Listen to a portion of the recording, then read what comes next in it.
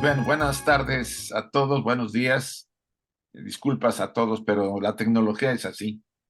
Y vamos a facilitar la entrada de nuestro invitado, el colaborador, uno de los colaboradores de estos estudios de la doctrina secreta, y que les damos la bienvenida a todos y vamos a abreviar para poder empezar el trabajo y no se quede corto la presentación de Miguel Ángel. Adelante, Miguel Ángel, por favor. Muchas gracias. Por favor, ofrezco una disculpa, acéptenla. Inicio con entonces las dos primeras diapositivas tienen el propósito de vincular esta presentación con la de Isaac y entonces repito parte de lo que él expuso al final de la sesión anterior. Dice, la filosofía esotérica sostiene que durante los sanyas el sol central emite luz creadora pasivamente, por decirlo así. Entonces, damos por sentado que este Sol central, por su propia definición, siendo una estrella, emite luz permanentemente y esta luz tiene la cualidad como energía inteligente de ser creadora. Sin embargo, este Sol central la emite pasivamente, por decirlo así. Esa es la declaración. La causalidad está latente. Es decir, estamos claros que a toda causa produce un efecto y todo efecto tiene como raíz una causa, o sea, es consecuencia. Esta causalidad, por ser pasiva, está latente.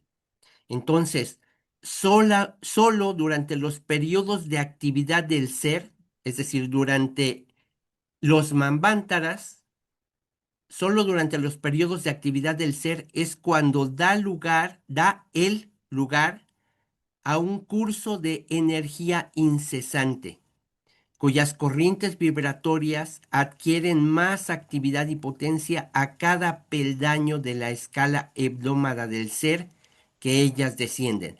Entonces, la energía en los peldaños, por decirlo de alguna manera, de la escala del ser, la energía que se mueve en ese escalón específico, de los de arriba la energía está muy libre y necesita concentrarse entonces y se requiere más energía para que esa actividad y potencia tenga efectos en los peldaños descendientes de la escala septenaria del ser. Conforme van descendiendo estas energías, entonces se concentran, adquieren más actividad y potencia. Así se hace comprensible cómo el proceso de crear, o más bien de formar, o de dar forma en el universo, o de, en otras palabras, lo he expresado así en otras ocasiones, la información, es decir, la acción de entrar en la materia y darle forma, información, o más bien de formar el universo orgánico con todas las unidades de los siete reinos. Hablamos acerca de los reinos que están involucrados en este proceso de manifestación, desde los devas de diferentes niveles, elementales de tres niveles y de ahí hacia adelante en la escala del ser, es decir, la inmetalización o la mineralización, la experiencia de la mónada o de las mónadas en la materia más densa o mineral, de ahí a la vegetal, al animal y hasta el ser humano. Sigue diciendo, requiere seres inteligentes que colectivamente se convirtieron en un ser o Dios creador. Es decir, se habla de el colectivo de todos estos creadores como un ser o Dios creador. No se le pone nombre, no es el Dios tal, es indefinido, un ser o Dios creador diferenciado ya de la unidad absoluta única. En la sesión anterior, Isaac hablaba de Ein Sof, según la Cábala judía, o para Brahman y Mula Prakriti en la cosmogénesis aria,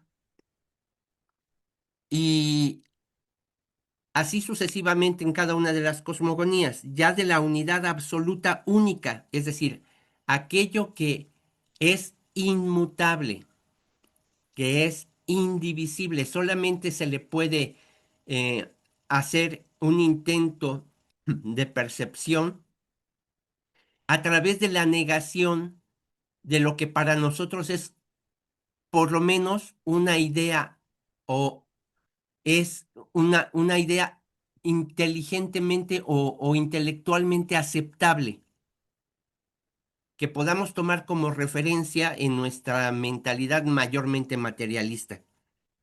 Entonces sigue diciendo la unidad absoluta única, puesto que ésta no tiene relación con la creación condicionada, y hablaba Isaac acerca de que el universo mismo tiene caducidad, es decir, todo lo que es objetivo de este lado de la manifestación entonces está sujeto a todas las leyes, incluida la de los ciclos, y tiene inicio y tiene fin. No es así con la unidad absoluta única, de la que se puede mencionar solamente algunos atributos en términos de, por ejemplo, el movimiento abstracto absoluto. Siempre está en movimiento aquello, sea que haya universos o no. La duración no tuvo principio ni va a tener fin, por mencionar dos de ellos. Luego tiene un asterisco y al pie de la página la declaración creación, por supuesto, procedente de la sustancia eterna preexistente o materia, es decir, el elemento uno, o mula prakriti si lo queremos ver así, o inclusive ya de este lado de la manifestación, perdón, dependiendo de la enseñanza de la que se esté hablando, podemos hablar de Sefira o para los cabalistas, o de Aditi para los arios, y así sucesivamente. Materia cuya sustancia, según nuestras enseñanzas, es un espacio ilimitado siempre existente. Es decir, es uno con el espacio está lleno de esa materia, está pleno de esa materia, haya universos o no. Esa es la materia en la que entra la información, o si que le queremos decir Brahman o el espíritu, y entonces con esa información empieza a haber formas. En otras palabras, si ya estamos hablando de creadores, estamos ya hablando de una primera diferenciación, el primer logos, que es un logos que se manifiesta como una luz, por darle algún sentido en nuestra mente material a aquello que se manifiesta, una primera diferenciación en la oscuridad, que es pura luz de materia plena, pero la primera diferenciación se vería como eso, como un esplendor, y a partir de esa diferenciación, pues ya se vería la diferencia entre espíritu y materia.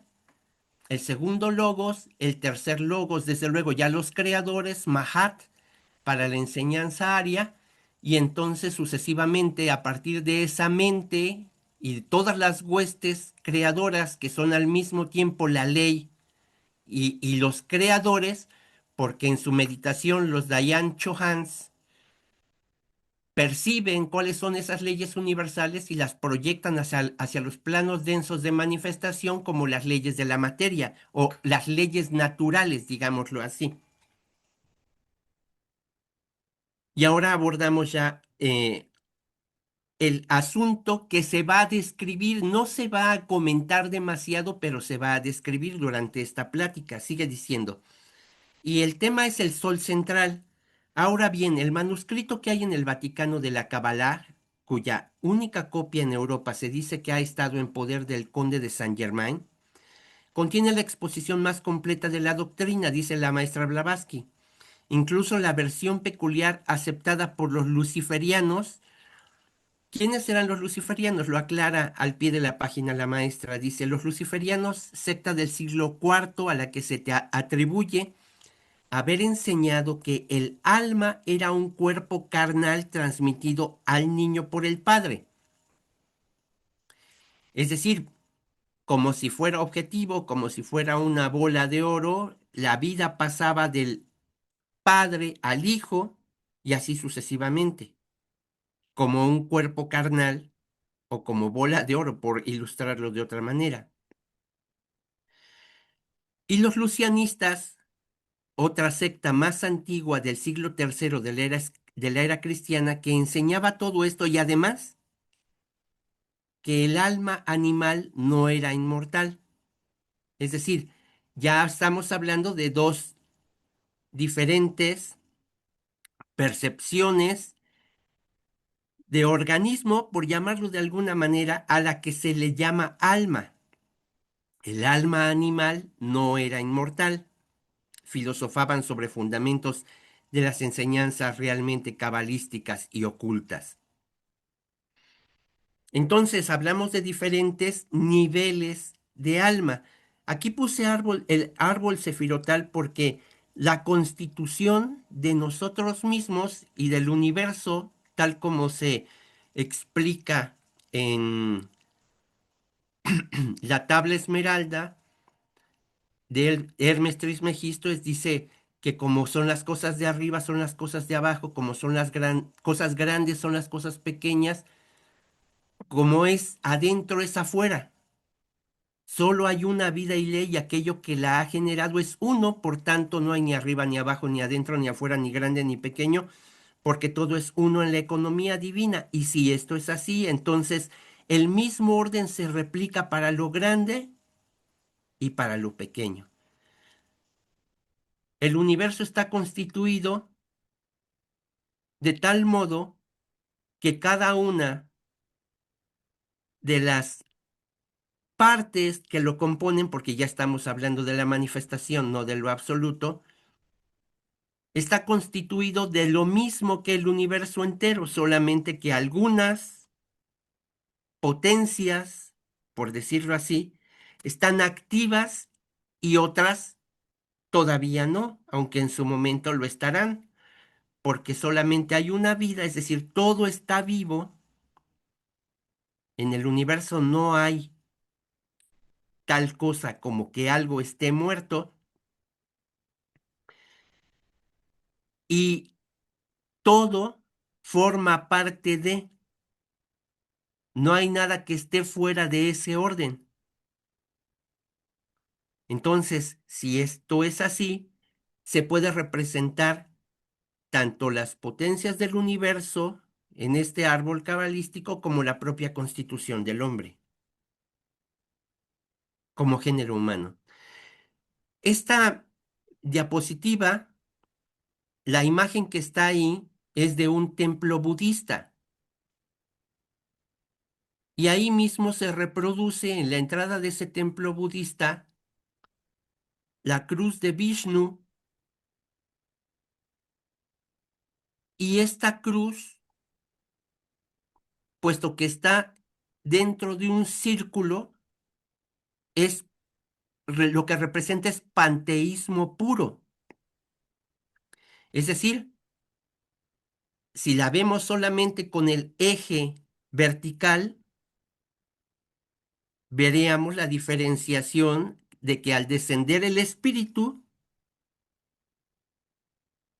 se forman una imagen con dos partes, es decir, hay una diferenciación entre espíritu y materia. Y cuando se proyecta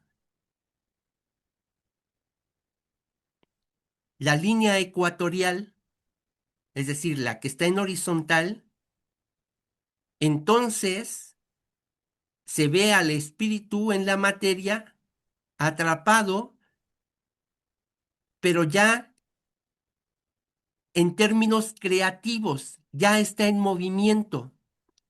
Entonces se forma una X y esa X, el movimiento simbólicamente se advierte en el doblez de las puntas, es decir, una X con un giro continuo, permanente, el movimiento perpetuo. Ahí está, en ese símbolo, la materia de la que hablábamos, que está pulsante, latente, permanentemente y al mismo tiempo está siendo formada por creadores. Y ahí podemos ver muchas cosas más. Por ejemplo, a los Dayan y Chohanes en la antigüedad se formaban o se ordenaban en los cuatro rumbos o en los cuatro vértices del cuadrado, es decir, la materialidad ya actuando, pero al mismo tiempo se ve tanto en el círculo como en la X el centro, del cual se dice que está en todas partes y en ninguna al mismo tiempo. Es decir, la conciencia actuando permanentemente, el universo consciente, en el mismo centro, abarcándolo todo. Ahí están los lipicas o los escribas, cuya acción no puede describirse, solamente se ven los efectos. Y los efectos son que cualquier pensamiento, palabra, acción que ocurra en los planos de manifestación queda grabada en esa luz inteligente. Y a través de esto opera karma. Tantos, tantos conceptos en un pequeño símbolo. Hablaba yo acerca de esto, de los cuatro rumbos, de los cuatro grupos de los Dayan y Chohans, porque entiendo que así se menciona. Sin embargo, si dice el texto de este párrafo, solo cuatro de estos se mencionan en las ediciones de la Kabbalah que pueden conseguirse en las bibliotecas públicas, y aún esto en una fraseología más o menos velada. No obstante, aún este reducido número es más que suficiente para demostrar un origen idéntico, pues se refiere al grupo cuaternario de los Dayan Chohans y prueba que la especulación tuvo su origen en las doctrinas secretas de los arios. Como es bien sabido, la Cábala no se originó con los judíos, pues estos adquirieron sus ideas de los caldeos y egipcios. Así pues, hasta las enseñanzas exotéricas cabalistas, dice la maestra Blavatsky, hablan de un sol central y de tres soles secundarios en cada sistema solar, incluso el nuestro, según se indica en esa hábil obra, aunque demasiado materialista, en inglés, Nuevos aspectos de vida y religión. Cita la maestra Blavatsky de esta obra que es una sinopsis de las opiniones cabalísticas en un aspecto profundamente meditado y asimilado. ¿De qué nos habla esta cita que hace la maestra de Nuevos aspectos de vida y religión? Empieza la cita de este texto. Dice, el sol central era para ellos, lo mismo que para los arios, el centro de reposo, el centro hacia el cual todo movimiento debía ser referido en último término. Alrededor de este sol central, el primero de los tres soles del sistema, giraba en un plano polar. El primero de los tres soles del sistema giraba en un plano polar. Es decir, como nuestra propia Tierra tiene dos polos, un eje central y gira alrededor de este. El segundo, en un plano ecuatorial. En esta diapositiva intento ilustrar esto. Es decir, una es el plano vertical solamente y otro el plano ecuatorial, que en el hombre de Vitruvio, como lo conocemos todos, ya está presente el giro del plano ecuatorial porque ya está activo el cuadrado.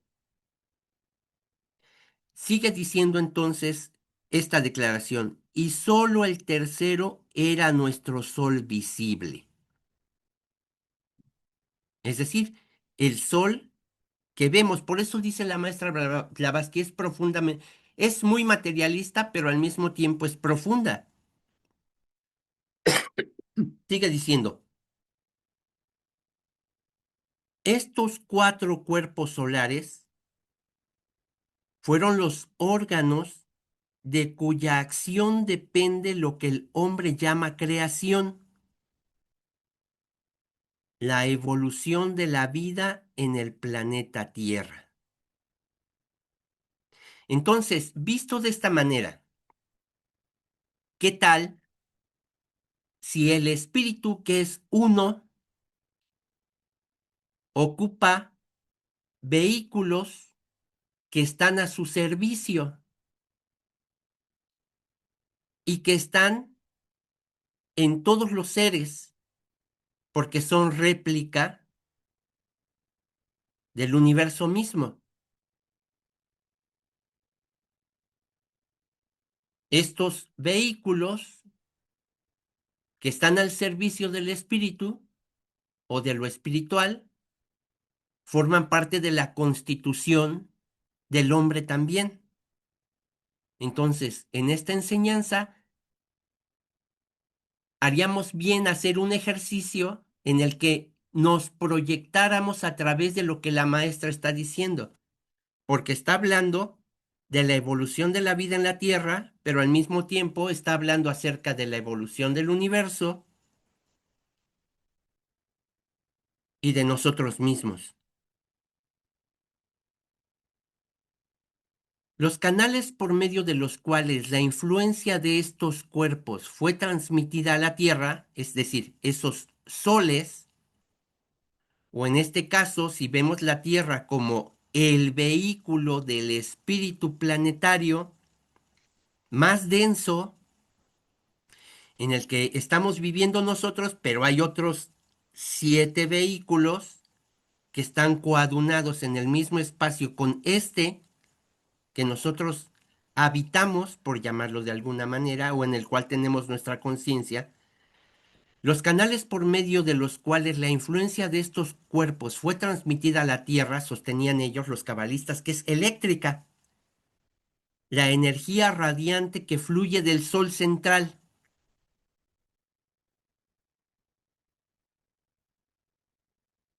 ¿Estará hablando de Foucault? Esa energía por medio de la cual los Dayani Chohanes imprimen en la materia el modelo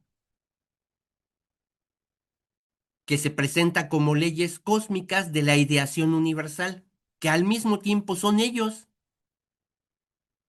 La energía radiante que fluye del Sol central llamó la Tierra al ser como un globo acuoso, cuya tendencia, como núcleo de un cuerpo planetario, era precipitarse hacia el Sol central, dentro de cuya esfera de atracción había sido creada. Pero aquí hay entonces dos cuerpos en esa imagen. Uno es el Sol, la estrella a la que llamamos Sol, dentro de cuya área de influencia está siendo creada la Tierra, perdón, y otro el núcleo central mismo de la Tierra,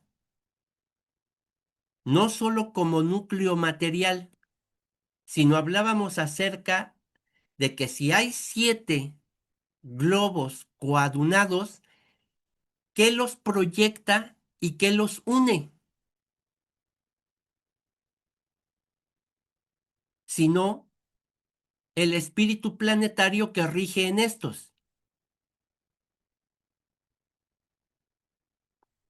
Cuando habla de la energía radiante que fluye del Sol central, hay un asterisco y al pie de la página la maestra, no, me parece que tiene que ver con el texto de la obra que estamos citando, pero la aclaración es de la maestra. Hasta la misma ciencia se ve obligada a aceptar astronómicamente este Sol central de los ocultistas, pues no puede negar la presencia en el espacio sideral de un cuerpo central en la Vía Láctea. Perdón. Un punto invisible y misterioso, el centro siempre oculto de atracción de nuestro Sol y sistema. Entonces, en la estructura constitutiva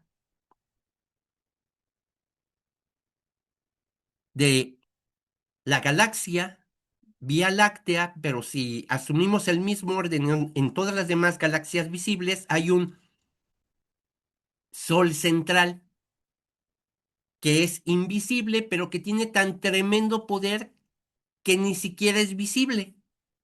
Toda la energía se concentra y si es una estrella, emana de ello. Y todo está organizado y sostenido como forma a partir de la emanación del Sol central. Y si como es arriba es abajo y como es lo grande es lo pequeño y como es adentro es afuera, entonces, ¿dónde está tu Sol central? Si asumimos que la estructura humana no está perfecta, pero está completa.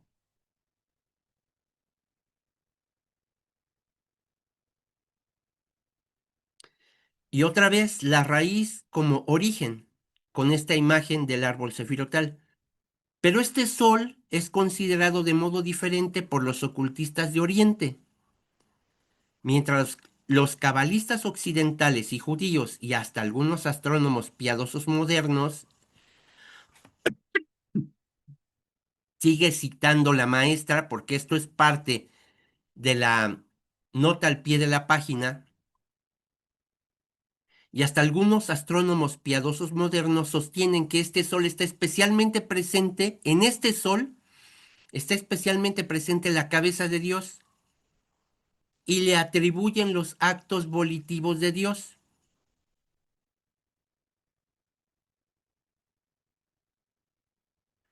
O sea, la voluntad de Dios en activo irradia de este sol. Los iniciados orientales sostienen que como la esencia supradivina del absoluto desconocido es igual en todas partes, y estamos hablando de Mula Prakriti o de la raíz de la materia o de ese elemento uno que es esencialmente lo mismo para Brahman y Mula Prakriti, siempre presente y sin embargo sin forma, la esencia supradivina del absoluto desconocido es igual en todas partes. El sol central es simplemente el centro de la electricidad vital universal y ocurre en todo el universo. Solamente en las formas manifestadas toma lugar, como la fuente de la electricidad vital que sostiene la forma.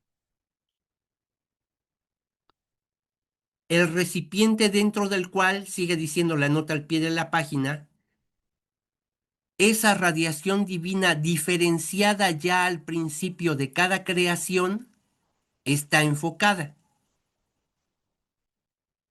Aun cuando todavía es una condición, aun cuando todavía en una condición laya o neutra, es, sin embargo, el centro de la vida atrayente, así como también el emisor constante. Y entonces ahí quise ilustrarlo con una imagen de hombre con su sol central. Aparentemente está en una condición laya o neutra. Es decir, nosotros nos dejamos influir poco por ello, aunque está siempre presente. Y es el centro de la vida atrayente, así como también el emisor constante. Es decir, la vida fluye de ahí. Y nos queda claro que si el cuerpo físico es simplemente un bulto con toda la complejidad y la maravilla que instintivamente ha producido actúa instintivamente y que es producto de la evolución natural, en cuanto este emisor constante se retira, pues simplemente sigue su curso natural, ha llegado al fin de su ciclo, regresa a su condición primaria de simplemente mineral, líquido o acuoso, aire o vapores, los elementos que lo componen se disocian cuando aquello que es emisor constante de esa energía de vida atrayente se retira.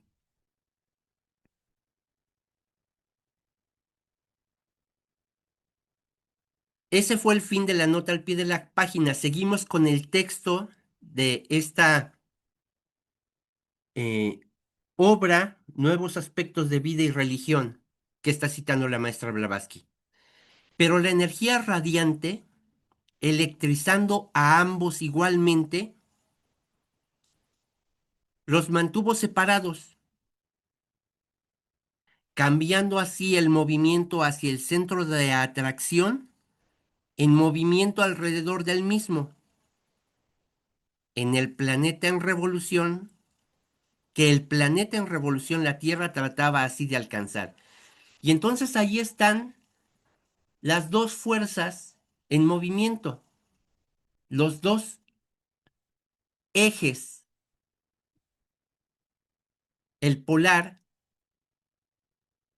y el ecuatorial, la fuerza que atrae y la fuerza que impele, el equilibrio en el universo manifestado. Y karma es eso, la ley de equilibrio perfecto, que en el nivel humano adquiere un nuevo matiz. En el nivel humano se llama también la ley moral de la responsabilidad. Y no se trata de hablar aquí de moralinas o pensamientos condicionantes, sino de tomar conciencia de que si somos eso, entonces somos responsables por lo que somos. Tenemos que responder en ese nivel cuando adquiramos conciencia de que somos eso también.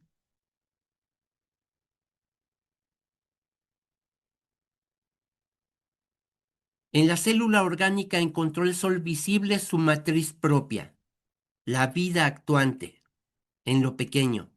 En la célula orgánica encontró el sol visible su matriz propia y produjo por medio de esta célula orgánica, el reino animal.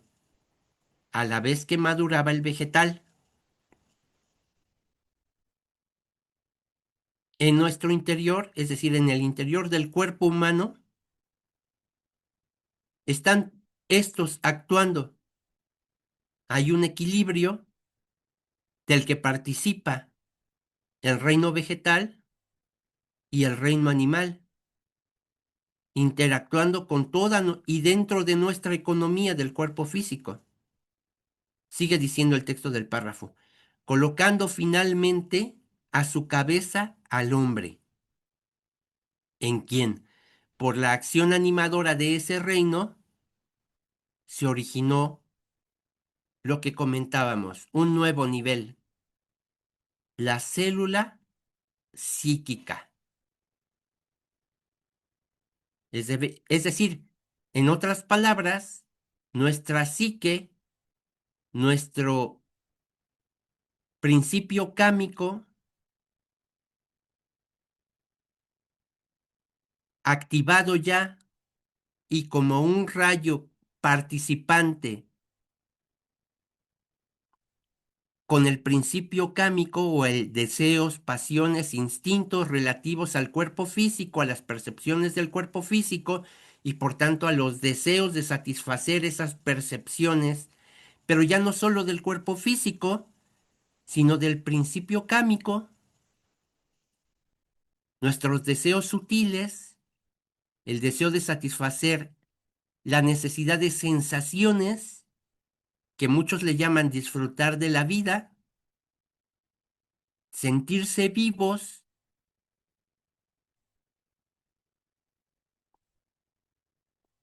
pero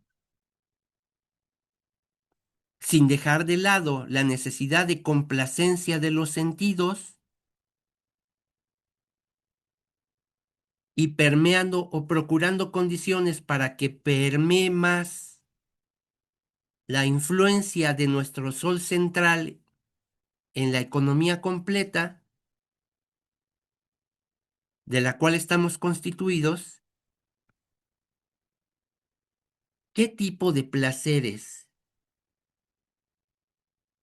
que vive o que se viven en ese nivel nos estamos perdiendo? O aunque los vivamos, somos poco conscientes de ello. ¿Qué necesidades satisfechas se cumplen cuando se participa en niveles de conciencia más sutiles que solo los que tienen que ver con la satisfacción de las necesidades del cuerpo y de los deseos de la materia? Pero el hombre colocado así a la cabeza del reino animal, a la cabeza de la creación, era el hombre animal, el sin alma, el perecedero. Estamos hablando aquí entonces de la tercera y cuarta raza raíz. De aquí que el hombre, aunque aparentemente corona de la creación, haya marcado con su advenimiento el término de la misma, toda vez que la creación, al culminar en él, había entrado a su muerte en la decadencia. Entonces, si hablamos simplemente del hombre animal,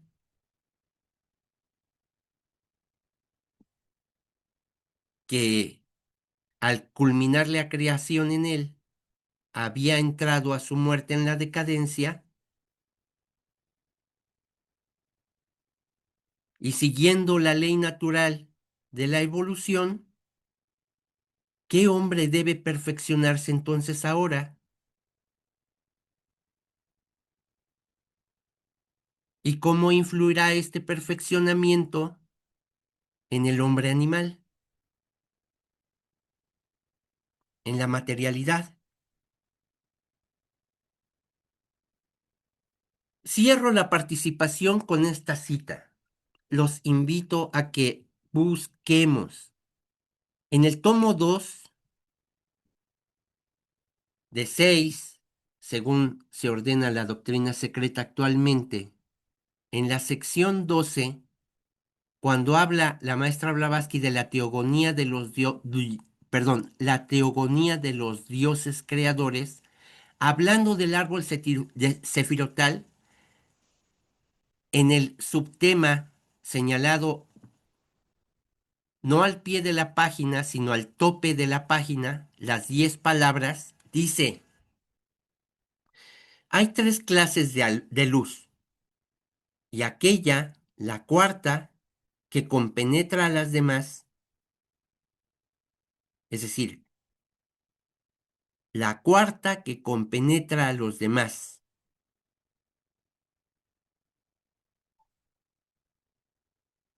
la clara y penetrante, la luz objetiva, y por eso lo ilustré con este sol abstracto, pero que al mismo tiempo, con el símbolo del Tao, hace referencia a la oscuridad aparente de la materia, la clara y penetrante luz objetiva, la luz reflejada en la materia, algo que podamos percibir, y la luz abstracta. ¿Esta luz abstracta de dónde viene? ¿Vendrá de nuestro sol central? Y no estoy hablando acerca de que haya muchos espíritus y un alma creada para cada hombre, sino de un solo espíritu que se refleja en cada hombre, se refleja en la materia, a partir de esta luz abstracta.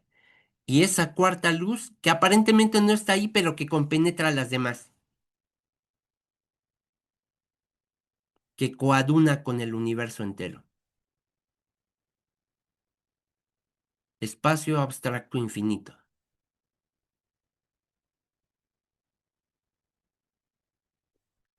Bueno, esa es la participación y los comentarios acerca de esta obra ya se citan posteriormente.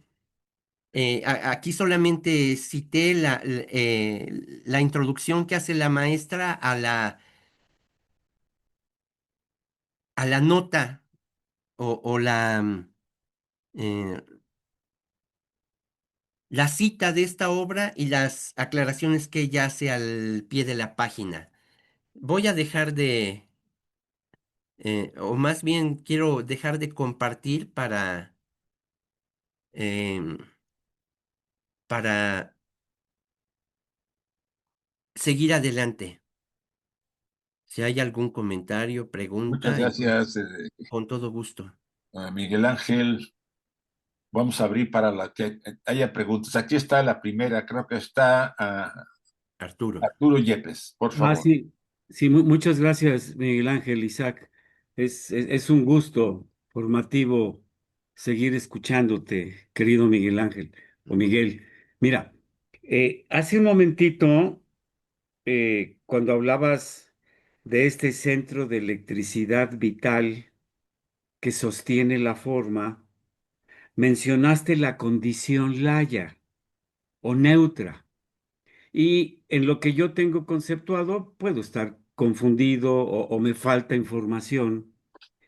Alguna vez le escuché a José Ramón que el centro Laya no permitía que entrara nada a este planeta. Quizás se refería a la parte física. Yo no lo tengo claro, entonces yo aquí te preguntaría si la condición Laya es el principio de algo o por qué motivo es neutra, estimado Miguel.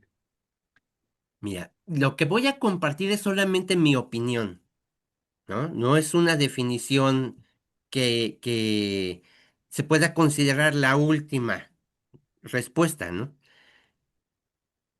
En principio, laya significa neutro, pero como es un punto y un punto es adimensional, solamente puede darte referencia en el espacio. Esa referencia, desde luego, puede ser ocupada en su momento. ¿Por qué hablo en este sentido? Porque se habla, por ejemplo, acerca de la cadena lunar. Esa cadena lunar cumplió su propósito. Las 7 rondas, 7 razas raíces en cada ronda y en 7 globos, ¿no? Y entonces el espíritu planetario de la cadena lunar, al final del ciclo, transfirió sus principios o los principios de la cadena lunar a un punto laya, Ah, a partir del cual se formó la cadena terrestre. Me parece que esa es la cita. Habría que encontrar si realmente es así. Pero los puntos Laya son referenciales también, por lo menos en este sentido. Si es así, entonces nosotros vemos a la luna como cuando estudiábamos con José Ramón, como un resto visible para nosotros en este plano de lo que fue la cadena lunar y que objetivamente está reduciendo cada vez más su masa en comparación con la masa del planeta Tierra. Está reduciendo su masa y quién sabe en cuánto tiempo, mm, pues se deshará, ¿no? Terminará por completo en lo material, según nuestra percepción o la percepción de nuestros sentidos, de estar ese resto.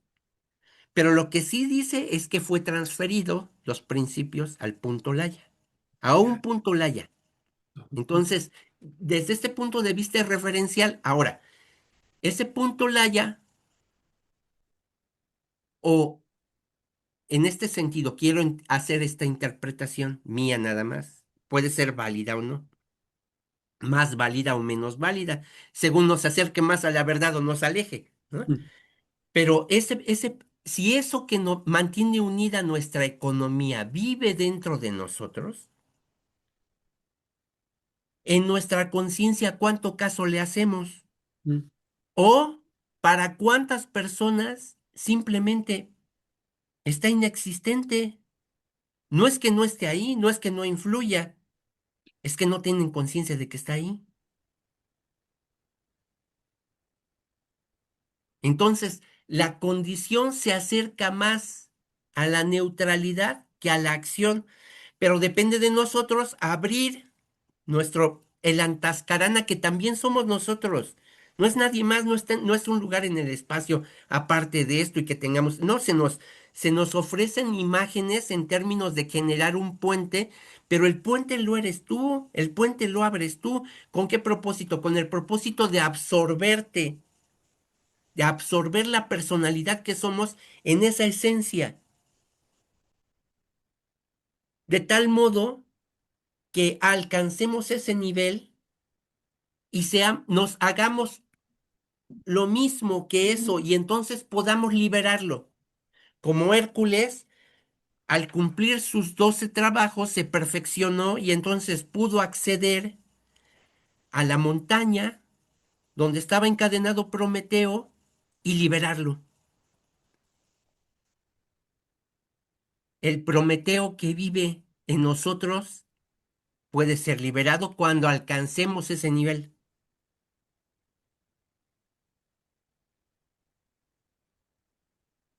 Y entonces deja de ser un punto laya, deja de ser neutro, se hace activo, ¿no? Y entonces puede acceder a lo que en su perfección, porque ya logró uno igual que él, entonces queda libre para acceder a esos niveles que ahora le corresponden por derecho. Ya se lo ganó. Bueno, pues afortunadamente, Miguel, tenemos la oportunidad de, al tener tu conferencia grabada, recorrer esta parte, bueno, toda tu exposición, porque yo voy capturando, pero gradualmente, no alcanzo a comprender todo en un minuto. Lo que me da curiosidad es que mi cuerpo en este instante está como nervioso, como titubeante. Generalmente tomo notas y a la hora de escribir veo que mi letra como que tiembla tantito. Ajá. Porque es muy intensa, es muy intensa la información. Y en el caso de mi estructura humana, que hace rato dijiste que no es perfecta, pero sí está completa, solamente me quedo como sensibilizado y agradeciendo como toda la vida la oportunidad karmática que me da estar con ustedes este Ujú. domingo. Muchas gracias, Miguel, y a Gracias, todos. Gracias. gracias. Si me permiten, para abundar un poquito en este tema, dice, es parte de los comentarios de la doctrina secreta, me acaba de pasar mi compañera, mi esposa Alma, esta cita, dice, la analogía es la gran ley de la doctrina secreta. Así como es arriba, así es abajo. El microcosmos es un reflejo del macrocosmos. Estos axiomas ocultos se pueden encontrar en otras partes, pero en ningún otro libro ellos son de tal modo ejemplificadas, o que se den en tal detalle, o que cubran un área tan vasta como en la doctrina secreta. Verdaderamente, esta es una clave que vale la pena tener, una clave universal con la cual podemos abrir uno por uno todo misterio de nuestro ser. Primero que nada, debemos aprender a comprender firmemente estos principios de la analogía. Y si hacemos esto, me imagino que pronto descubriremos un valor en cada departamento de esas regiones que nos estamos esforzando por penetrar. Ahí está tu respuesta también. Gracias. Sí. Gracias. Es de comentarios a la doctrina secreta de la maestra Blavatsky también. De las Ujú, logias, pues. Pero respuestas de la maestra Blavatsky a sus discípulos. ujú. Gracias. Sí. Georgina, ¿tienes un comentario o pregunta? Gracias. Buenos días, más bien sería una pregunta, querido hermano. Cuando abordaste el tema del Sol central y pasaste una imagen de, ay no, no quiero pecar de tonta, pero hablaste de un lugar en especial y estaba esa cruz suástica, que yo la Ajá. conozco como Era cruz un suástica, monasterio budista. el monasterio budista. Perdón por no haber puesto atención. Ujú. Mencionabas ahí que la cábala no se originó con los judíos. Y bueno, mi duda es por qué entonces se sigue hasta la actualidad o siguen ellos o siguen los escritores de los libros diciendo, ¿no? Que es una corriente, pues como que una religión propia de ellos. Si me pudiera sacar de la duda. Y excelente exposición, muy interesante. Muchas gracias por esta exposición. Está muy, muy, muy nutrida. Gracias. Muchas, muchas gracias. Un comentario acerca de lo que estás diciendo, Georgina. Mira, se le pueden poner muchos calificativos. En la historia de la humanidad ha habido, dice, citando una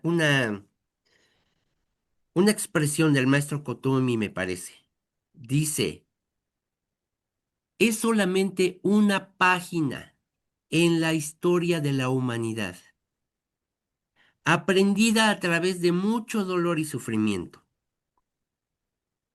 Pero hay muchas otras páginas en la historia de la humanidad. Le puedes llamar cristianismo, le puedes llamar judaísmo, le puedes llamar la religión de Persia, le puedes llamar la religión de pueblos africanos, de pueblos americanos. Donde tú la encuentres, hay teosofía, pero por su propia definición está oculta. Ocultismo, o lo oculto en ti mismo. Esta enseñanza ha estado disponible durante toda la historia de la humanidad, es patrimonio de la humanidad. Vinieron en la tercera raza raíz, vinieron seres de otras esferas y los adeptos de ese tiempo, es decir, aquellos cuerpos que estuvieron mejor preparados, fueron ocupados por los más perfectos de los pitrisolares. Y en su perfección, en su cercanía con la naturaleza, en su pureza, pudieron captar con mucho detalle las enseñanzas de estos maestros de la humanidad que vinieron de otras esferas durante el inicio, la infancia de la humanidad, la tercera raza raíz. Es patrimonio de toda la humanidad, solamente que tuvo que ocultarse por motivos obvios durante la cuarta raza raíz, donde nosotros como humanos, envueltos en la materialidad, pues perdimos hasta nuestro tercer ojo. ¿Para qué? Pues porque estábamos haciendo unos abusos terribles. Estábamos, lo que ahora se ve en la tierra que la están expoliando, la están despojando, están abusando de los recursos de la tierra, se vio peor en esa época. No es la primera vez que pasa. Los desequilibrios en la tierra tienen sus consecuencias y pasó lo que pasó durante el término del ciclo de la raza Atlante. Pero la raza Lemur también tuvo su fin, ¿no? Y va a haber más de esos, pero todo forma parte del proceso evolutivo del planeta Tierra. Y hablábamos acerca, eso de ponerle etiquetas a a la doctrina secreta, llamándola de un modo, de otro, son cosmogonías, pero es lo mismo, y es nuestro ejercicio es nuestro ejercicio personal, mental, encontrarla en todos los escritos de las tradiciones antiguas, especialmente dice la maestra Blavatsky como objetivo de la sociedad teosófica.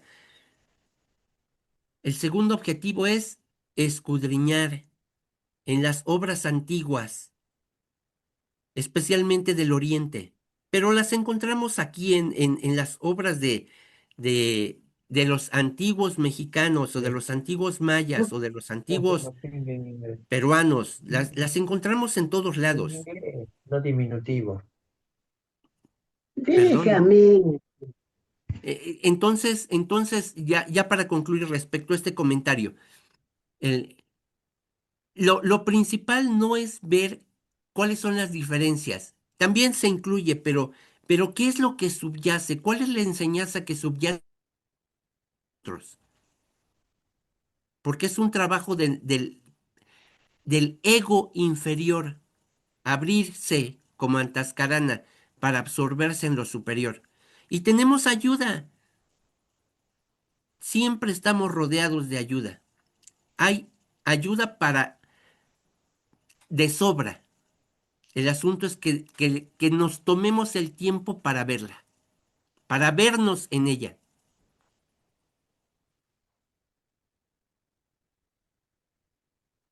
Ángela, ¿querías comentar algo? Gracias, Georgina. Y buenas tardes, hermano. Excelente, excelente la clase. No, lo único que quería era hacer una aportación aquí por si usted lo nombró así a la ligera, para los que puedan conseguir o lo tengan los diálogos sobre la doctrina secreta de la conversaciones de Blavatsky con sus estudiantes, como dijo el hermano.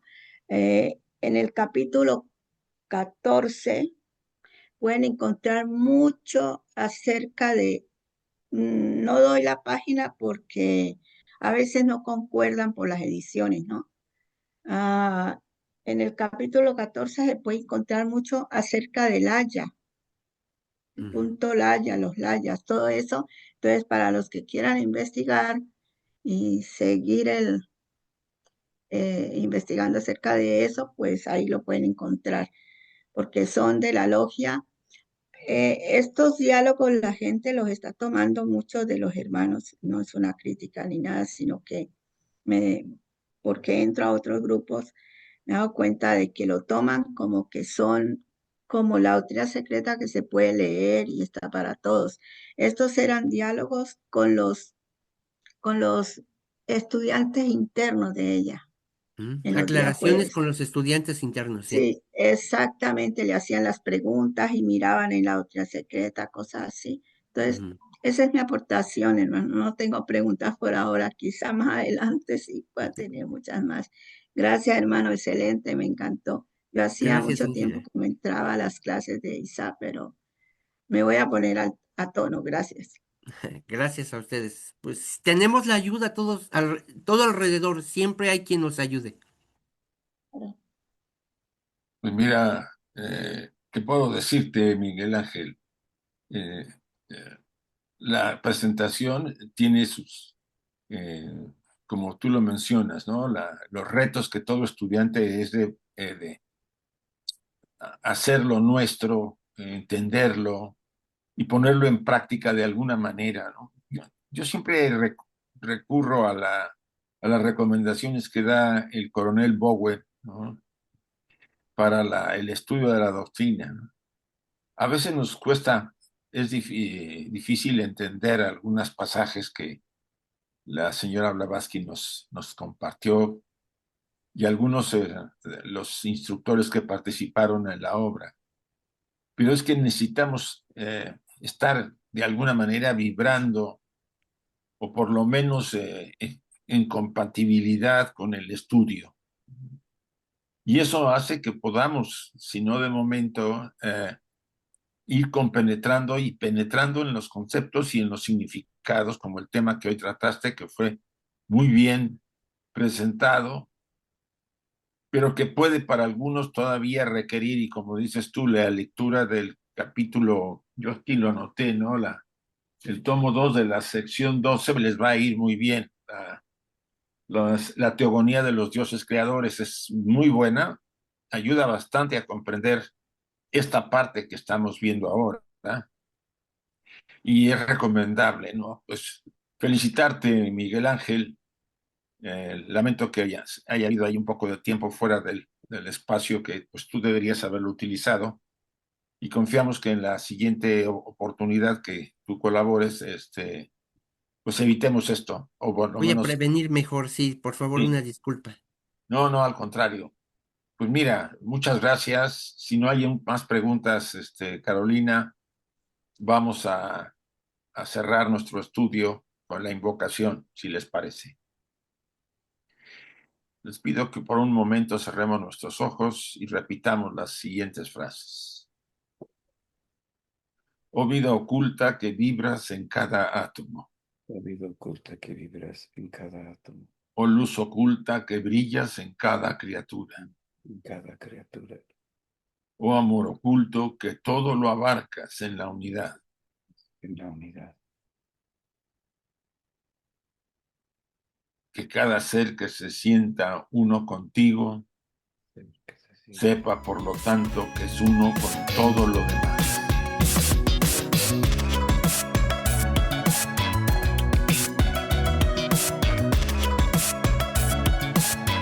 Así sea, y gracias a todos.